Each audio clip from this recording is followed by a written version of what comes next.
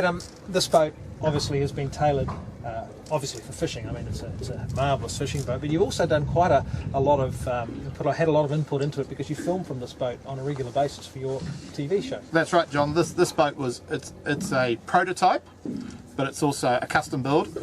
It's specifically designed for fishing and filming.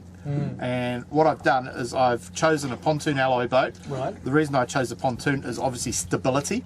Yes. Okay. It's got a 6mm hull, which improves its ride performance in choppy seas. Sure. A little heavier hull, so it rides really well. Being a centre console configuration, the weight is all centralised. So you find that centre console boats generally ride better than cabin boats because they land better. Definitely. And I found that with this boat, so it's very smooth, very comfortable.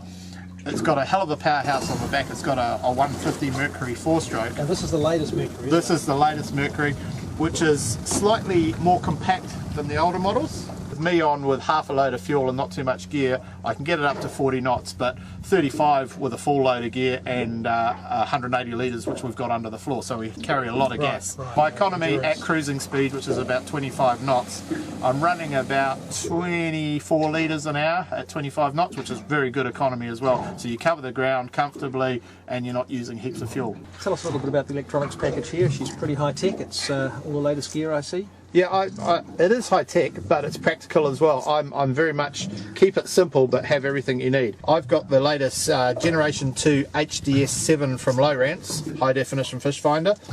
It has a lot of features. You can see it's on split screen at the moment with sonar and GPS.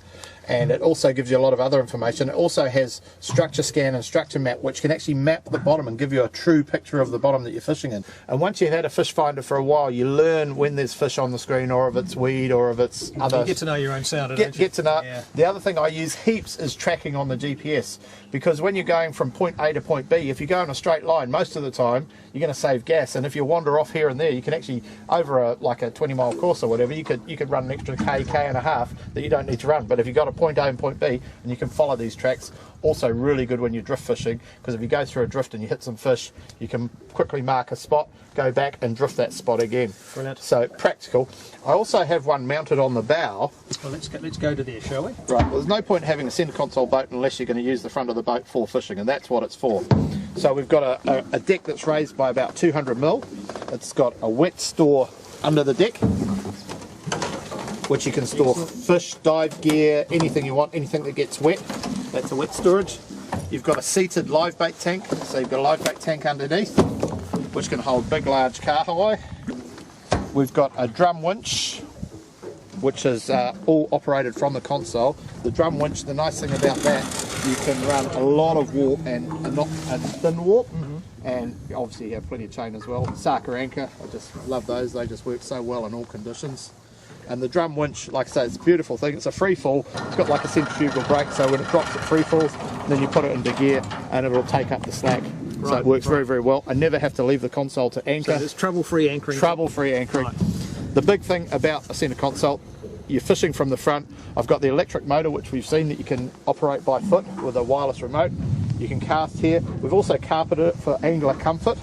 And like I say, it's raised 200mm, so it gives you a nice elevation for casting, whether it's poppers, live baits, whatever. And you see the console here, we've got a nice heavy-duty screen, which protects you. You do get a bit of spray occasionally when there's windage or there's boats in other areas. This protects you fully. Aerials are here. That's the other thing that I'm really big on, is good grab rails. Because my philosophy, it doesn't matter who's on a boat, whether you're 5 or 55, you need to be secure. And if you can anchor your feet and your hands, you're anchored at 3 points, you're never going to get in trouble. Right. So good safety feature.